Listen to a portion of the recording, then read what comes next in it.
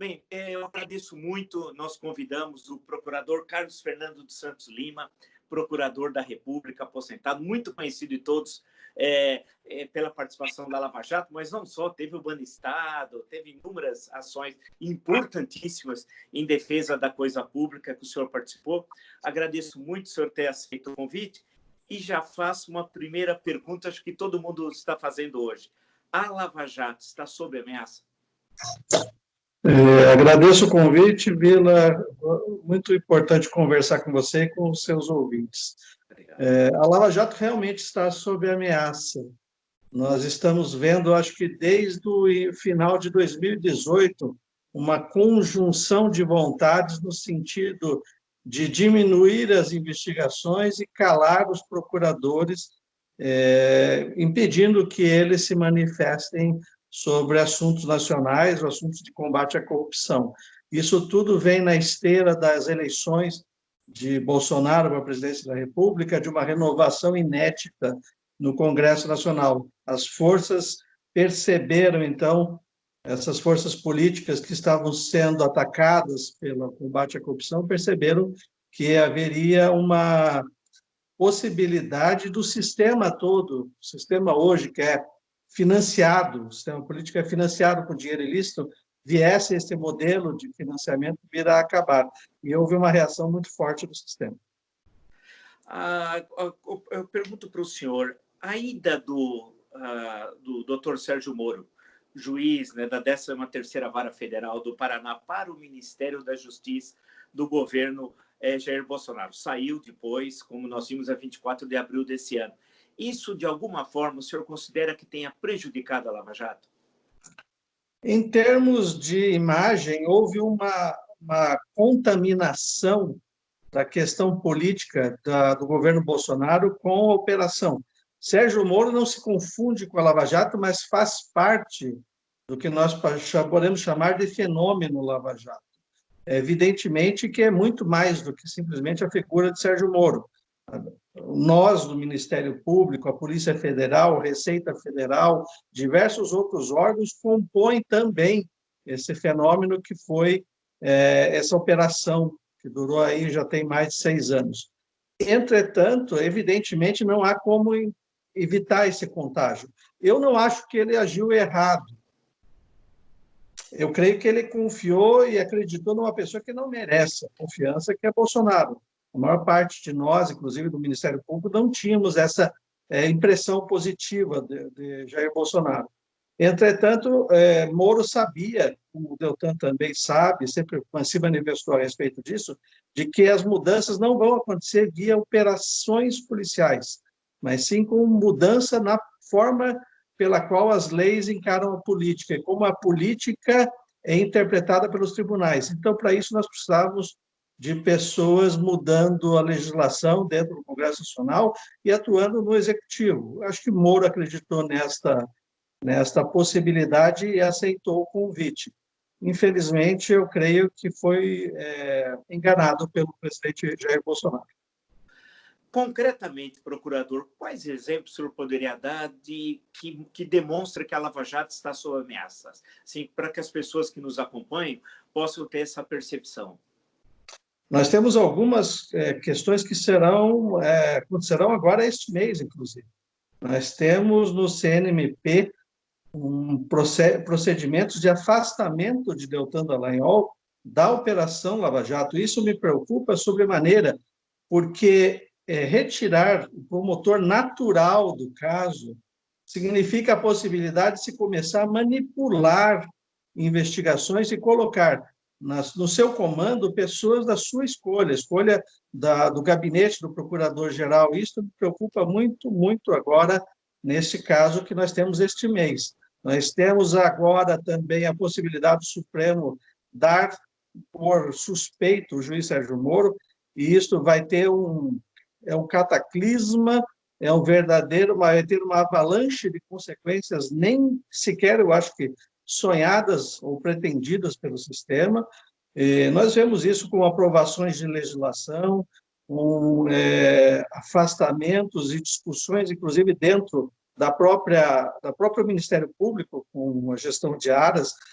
tentativas de intervir dentro da independência funcional das forças-tarefas. Tudo isso é muito preocupante e vai além das pessoas. Nós estamos vendo a destruição do Ministério Público, aquele Ministério Público criado pela Constituição de 1988.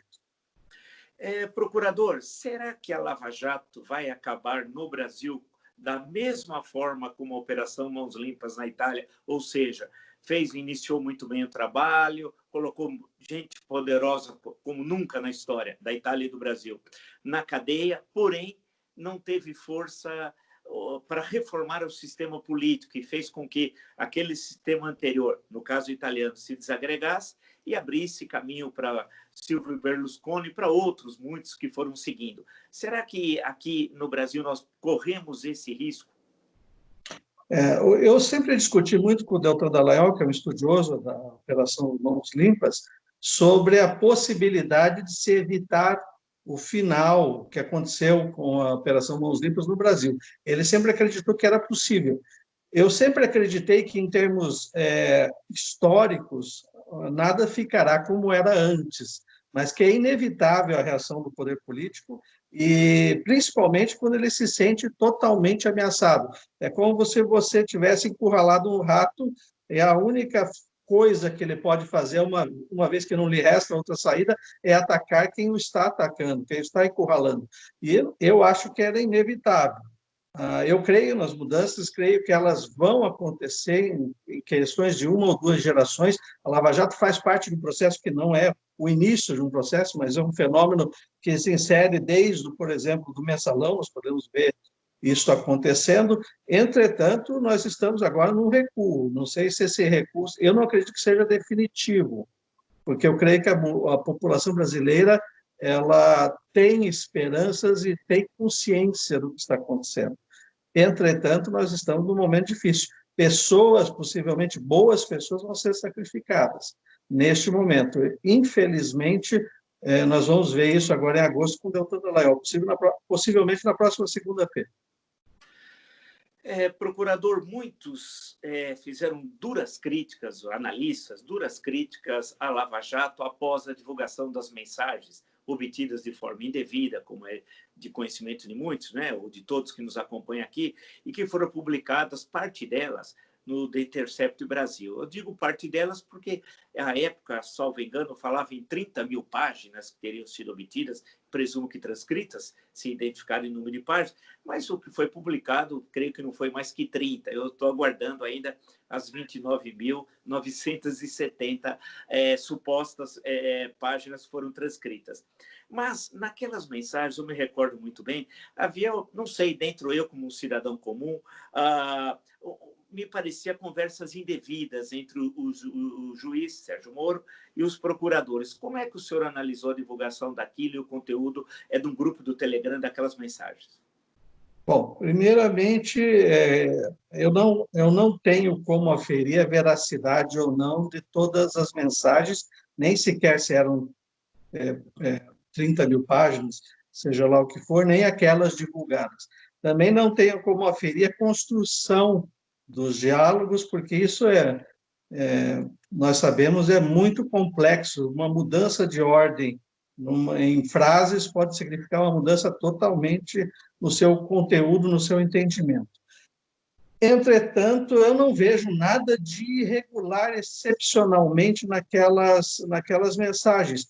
Existe, é claro, conversas entre juízes e procuradores. Isso é normal, entre juízes e advogados, absolutamente normal. Nós vemos até alguns advogados transitando até de bermuda pelo Supremo Tribunal Federal. Nós sabemos que eles recebem advogados e conversam, assim como os juízes conversam com policiais, com membros da Receita Federal, isso é comum.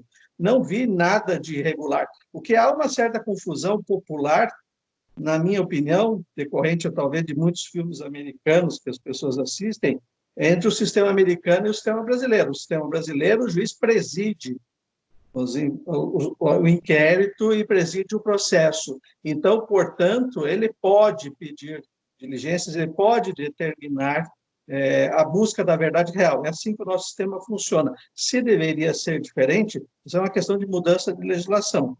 Mas eu creio que tudo isso foi colocado num embrulho, num grande embrulho jogado para a população, como se houvesse algo errado. E nada disso realmente é indevido ou equivocado. Juízes e procuradores e advogados, policiais conversam entre si. Absolutamente normal. O senhor fez menção a um advogado, eu presumo até qual seja, de Brasília, conhecido mais pela alcunha de Cacai, o Antônio Carlos de Almeida Castro. Mas mas sem personalizar, como é que o senhor avalia a ação dos advogados que defenderam os diversos acusados, e foram muitos, dezenas, da Operação Lava Jato? Eu digo isso porque agora o senhor está do outro lado do balcão, vamos chamar assim, o senhor está advogando, mas o senhor já disse, eu estava acompanhando, não como no campo criminal, salvo engano, se eu estiver errado, o senhor me corrija.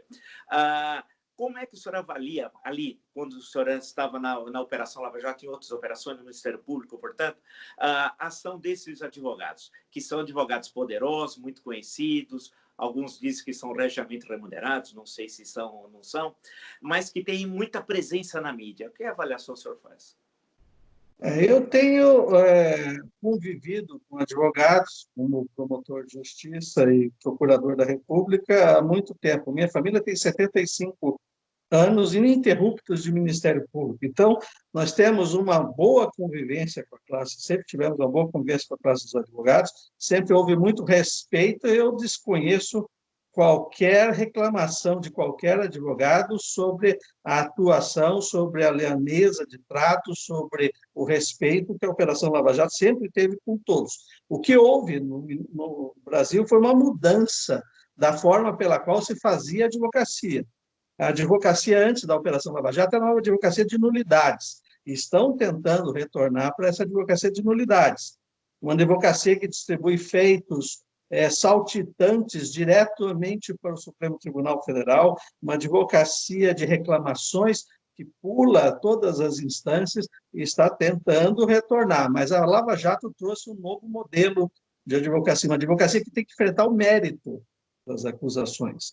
E talvez esta tenha sido a maior reclamação dos grandes escritórios, que de repente se viram desacostumados com esta nova realidade. Eu creio que existem também muitos garantistas regiamente pagos no Brasil, que mudam de opinião conforme a situação. Eu vou lhe dar um exemplo. Eu não vejo esses garantistas tão preocupados com a Operação Lava Jato fazer as mesmas reclamações em relação ao inquérito do Supremo, que está focado muito mais em grupos bolsonaristas hoje em dia.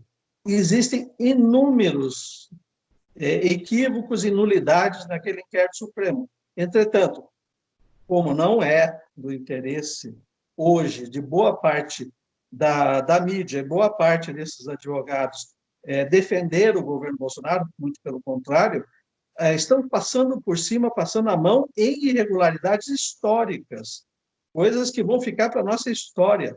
O juiz que preside um caso fora da sua competência, porque ele não vai poder julgar aquele caso. A distribuição é feita diretamente ao relator escolhido pelo presidente, com uma série de manipulações de informação, em sigilo, e muita boa parte em segredo, inclusive do Ministério Público, não pode ser séria e deveria ter sido objeto das mesmas reclamações dos garantistas. Entretanto, na minha opinião, o que nós temos hoje é uma boa cota de garantistas de conveniência ou garantistas regiamente pagos. O senhor fez menção, em dois momentos da nossa conversa, do presidente Bolsonaro. O senhor teria, não sei se foi que eu li, votado no segundo turno no Bolsonaro. E hoje o senhor analisa que o governo tem inúmeros problemas. O senhor é a favor do impeachment do presidente Bolsonaro, de abertura de um processo de impeachment? Sou a favor da abertura de processo de impeachment de Jair Bolsonaro. Creio, e foi a gota d'água, porque escândalos da rachadinha, elementos que indicavam que ele não tinha compromisso com o combate à corrupção, vem desde o final, do começo do governo. Entretanto, a gestão da pandemia, para mim, foi de uma irresponsabilidade tal que eu não vejo outra saída moral que não o seu impeachment. Eu creio que Bolsonaro é responsável por um caos na saúde pública brasileira e que ele deve ser impeachado. Não creio que isso ocorra, porque isso não é da conveniência, principalmente de Rodrigo Maia e dos grupos que apoiam, suportam o Rodrigo Maia, principalmente o Centrão. Então, não creio que isso aconteça. Entretanto, só pela gestão da pandemia e também pelos fatos revelados ali de tentar controlar a Polícia Federal, acho que é caso de impeachment. Procurador, dá impressão, quando a gente estuda a minha profissão no campo da história, em vários momentos da história do Brasil, acompanhando as operações, lembrar do Banestado, que eu queria daqui a pouquinho me referir a isso, é que a corrupção é como se fosse um dado permanente na história do Brasil, como se a gente não conseguisse virar essa página. Quando parece que está virando a página, ela é tão pesada, ela volta à sua forma tradicional, e nós não viramos a página. O porquê isso?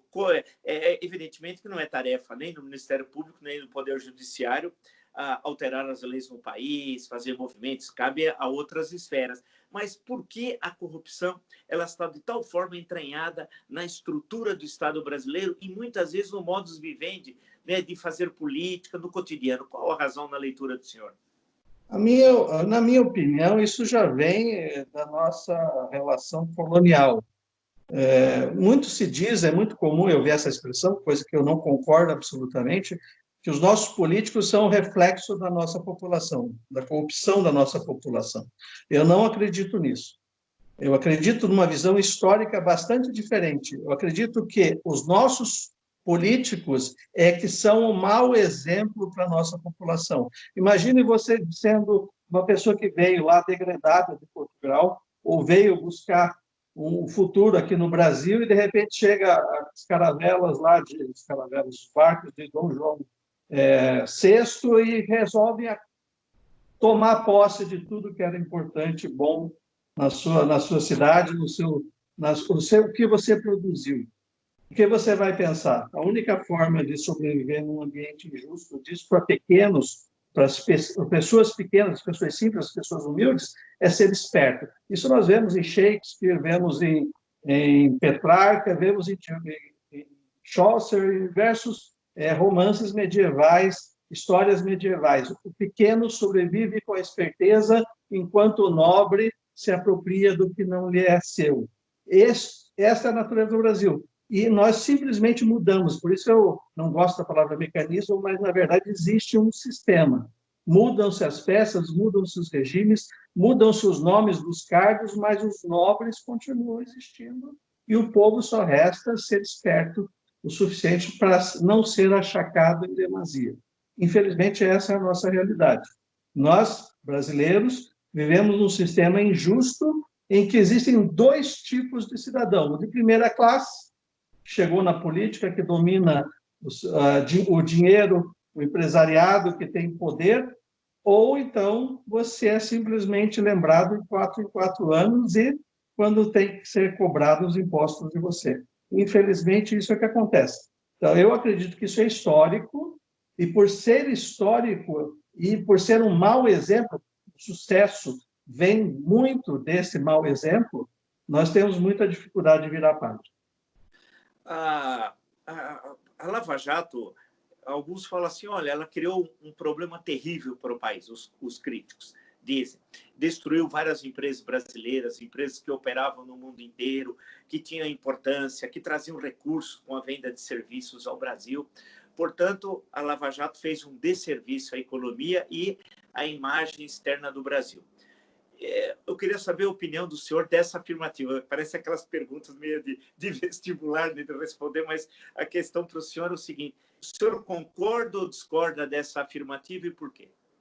Bom, primeiro que você não pode culpar o termômetro pela fé. É um equívoco muito grande. A corrupção existia. A função do Ministério Público é investigá-la e revelá-la, e punir, e buscar a punição.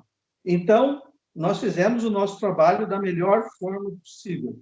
Quem destruiu as empresas? Quem propôs a elas, dentro delas, usar a corrupção como forma de excluir concorrência, facilitar negócios. Isso não é admissível. Então, primeiro, o termômetro não tem nada a ver com a febre. A corrupção no Brasil é endêmica e estas empresas lucraram durante 30, 40, 50 anos com esta corrupção. Infelizmente, para elas, elas foram pegas.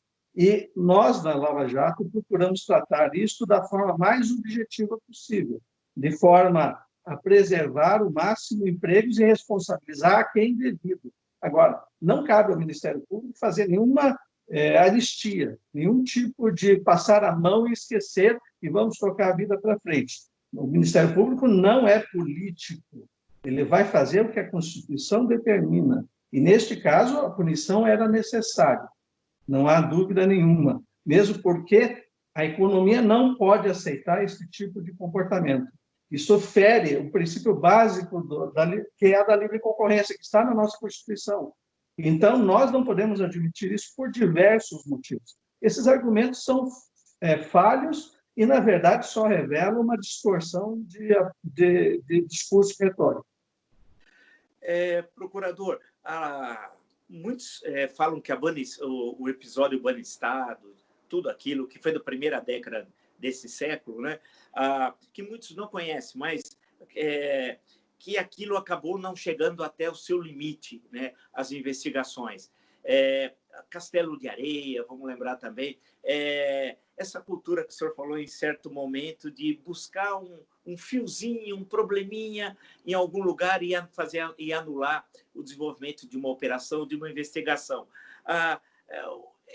Esses sucessivos problemas, dificuldades das investigações, essas interrupções explicam um maior desvio, creio, da história, creio não, tenho certeza, a maior desvio da história do Brasil republicano ou da história do Brasil é o Petrolão. Explicam o Petrolão? Na verdade, nós explicamos, o Banestado tem uma natureza diversa, por exemplo, das outras operações que foram anuladas no seu início. A Operação Banestado foi uma operação em cima de lavagem de dinheiro e evasão de divisas. Ela atingiu em cheio o mercado de câmbio paralelo. Nós prendemos Toninho da Barcelona, Alberto Youssef, boa parte dos grandes doleiros da época. Você vai me perguntar o que chegou a ter transitar em julgado? Pouquíssima coisa. Porque no Brasil o sistema não funciona para que haja trânsito em julgado. Essa é uma das minhas maiores críticas ao STF. Faça um belo discurso a respeito de como a corrupção é má e deve ser combatida, mas quando enfrentar realmente o processo penal e dar efetividade a ela, nós ficamos presos a esse trânsito em julgado ao final do processo. Eu fiz a acusação específica do Banco do Estado, era a maior das investigações do caso Banestado. Nós conseguimos condenação de uma parcela pequena. No final, quando transitou em julgado, a pessoa já era de idade e foi lhe dado o regime domiciliar. No final das contas, as coisas não foram feitas para funcionar efetivamente. Agora eu lhe pergunto, qual foi o motivo pela qual a Castelo de Areia foi anulado? Ou a Satyagraha, ou a Boi Barrica, e todas as outras operações históricas que nós tivemos no Brasil. Notícia, nós sabemos que ela aconteceu, elas foram mortas ab início, no começo, por um habeas corpus em um tribunal superior, sobre uma argumentação que ninguém sabe qual é, nem sabe se é verdadeiro. Então, o que acontece no Brasil é que as coisas não foram feitas para funcionar. Infelizmente, o sistema político domina, através das indicações e das conveniências políticas, as indicações para os tribunais superiores. E nada para esse grupo realmente funciona. Veja o Queiroz agora, é um caso clássico de que o poder político dá benesses, através do poder judiciário, para pessoas que não deveriam ter esse benefício, enquanto milhares de outros, na mesma circunstância, não têm. Então, infelizmente, nós temos uma dificuldade muito grande com chegar à efetividade de uma investigação criminal, que é uma decisão de mérito transitada em julgado. Não precisa ser condenatória. podia ser absolutória, mas pelo menos que nós chegássemos ao final dela. Se condenatória, que nós pudéssemos executar. Isto é vergonhoso do Brasil. Nós não temos um processo penal que funcione. Por isso, Deltan Dallagnol propôs aquela campanha das 10 medidas contra a corrupção. Por quê? Essencialmente, nós temos um grande problema no Brasil, que é um processo penal perneta. Se de um lado ele dá as garantias numa perna, do outro lado lhe falta a perna de efetividade, de chegar a uma decisão sobre o mérito das acusações. E isso não acontece no Brasil. Procurador, provavelmente, não sei se eu estou errado, desde a promulgação da Constituição de 1988, seja agora em 2020, o momento mais crítico da história do Ministério Público Federal. Né? Um momento muito difícil e que aparece, ao menos para nós que acompanhamos a política brasileira. Se o senhor concorda com isso, por quê? O que é que está ocorrendo? Né? Há um embate, a impressão que dá para nós que acompanhamos fora, né, entre o Procurador-Geral da República e, da impressão, a maioria dos procuradores. Né? Ele não fez parte da lista tríplice, vale destacar também na eleição do Ministério Público. O que é que está em jogo aí? Por que é possível dizer, então, que o Ministério Público, a impressão que dá federal, vive a crise mais grave desde 1988 até agora? Nós temos duas vertentes muito fortes que estão avançando sobre o Ministério Público. Eu poderia dizer até três. Primeiro, considerando a lei de abuso de autoridade, que é dirigida para procuradores e juízes, em sua a maioria dos seus artigos. Mas o mais importante é a atuação do CNMP, no sentido de calar procuradores, usar processos disciplinares para calar procuradores, para evitar que eles expliquem para a população o que estão fazendo. Porque a maior parte das acusações em relação ao programa do Deltan Dallagnol são por atos de cidadania, por coisas que qualquer cidadão pode fazer e falar, ou por ter efetivamente explicado para a população qual era a atuação do Ministério Público naquele caso, que eu acho uma obrigação do Ministério Público. Mas agora, em relação ao Augusto Aras é um procurador da República pré-Constituição de 88. Então, ele não só fez uma opção pela advocacia, como a advocacia era a sua principal atividade. E não tem realmente o conhecimento, o apoio e liderança qualquer no Ministério Público Federal. Isso eu posso lhe dizer, mesmo afastado já há 2 anos do Ministério Público. Ele não representa o Ministério Público pós-88, ele manteve o direito de advogar, o que não lhe dava, inclusive, as mesmas garantias profissionais do Ministério Público, que são dadas modernamente aos promotores e procuradores, e ele representa uma visão subordinada ao Executivo. O Ministério Público pré-88. O Ministério Público se preocupava em agradar o Executivo e que se preocupava com os interesses dos governadores e do presidente. Infelizmente, ele não foi uma pessoa que tenha condições de dirigir o Ministério Público Federal. Deixa eu colocar uma questão para o senhor. O senhor acentuou muito que há um sistema petrificado, vamos chamar assim, que impede qualquer possibilidade de mudança, que levaria com que as pessoas que fazem parte desse sistema perdessem privilégios. E privilégios não rima com república, são coisas diferentes, né? Pelo que eu estou entendendo do que o senhor disse. Como é que é possível dar um passo à frente? Ou seja, a constatação do problema, né? Há um sistema muito sólido, com bases enraizadas há séculos, né? E, por outro lado, há uma sociedade civil que, em alguns momentos, mostrou dinamismo. 2015, 2016, ou desde 2013, para ficar nessa década, né? Como enfrentar, então, essa questão para que como é que essa roda da história pode se movimentar, segundo a leitura do senhor? Primeiro que eu lhe digo que o nosso sistema de repartição de poderes, nosso sistema republicano de freios e contrapesos, ele, na verdade, é um sistema de uma mão lava a outra e as duas lavam o rosto. Então, todos os diversos ramos de poder, eles atuam de modo a se perpetuarem e se auxiliarem uns aos outros. E isso é muito difícil porque não há como você fazer qualquer mudança sem que passe por dentro do sistema, porque nós vivemos uma democracia, e é o principal erro que eu vejo dessas abordagens é serem autoritárias, quererem mudar de cima para baixo. Nós temos que mudar de baixo para cima, através da mobilização popular, através de eleições, através de campanhas que podem durar gerações. Porque eu vejo, eu estudei um pouco dos Estados Unidos, as mudanças constitucionais lá e as mudanças do próprio sistema processual penal, que resultaram numa democracia mais limpa, elas duraram 30, 40 anos. Elas vieram do final do século XIX para o começo do século XX. Isso não foi rápido nem fácil. O primeiro senador a ser processado nos Estados Unidos foi só no início do século XX. A campanha presidencial, a eleição de Theodore Roosevelt, a sua chegada à presidência da República, é que marca o auge dessa campanha e o estabelecimento de um governo, pelo menos a nível federal, mais limpo nos Estados Unidos. Então, eu acredito que isso tudo passa por nós continuarmos falando e continuarmos lutando e termos mudanças pouco a pouco no Congresso Nacional e restaurarmos, através da pressão popular, uma república efetiva no Brasil.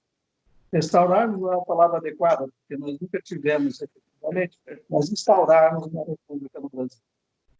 Bem, eu agradeço muito a procuradora, a entrevista que o senhor nos concedeu. Acho que o senhor colocou questões muito objetivas. O bom da sua fala, aí o comentarista, é que é uma fala objetiva, curta, direta, sem subterfúgios, né? Dentro da velha retórica brasileira, latina, né? Que, para falar, é aquela velha... Eu me lembro de um ditador mexicano, foi várias vezes, o Santana foi 5 vezes presidente do México no século XIX, e no bombardeio do porto de Veracruz, ele é ferido na perna e acaba ditando as suas últimas declarações. Foram 12 páginas as últimas declarações. Não só ele não morreu, ele conseguiu a cidade do México, com uma perna, ele presidiu o enterro da perna. Tem até no Pablo Neruda, no Canto General, tem uma poesia do Neruda sobre isso. Então, nós temos esse vício, muitas vezes, das falas muito longas e pouco objetivas. E, no caso do senhor, elas são diretas e vão diretamente ao ponto. Então, agradeço muito o senhor ter concedido essa entrevista e vamos continuar nos falando. E vamos esperar que o Brasil tenha a melhor sorte, né? Acho que é o desejo de todos nós, né? Nós precisamos dessas oportunidades para colocar os pontos de vista. Agradeço as perguntas também, porque creio que nós temos que atacar exatamente os pontos que nós conversamos. Restaurar o princípio republicano no Brasil. Obrigado. Valeu.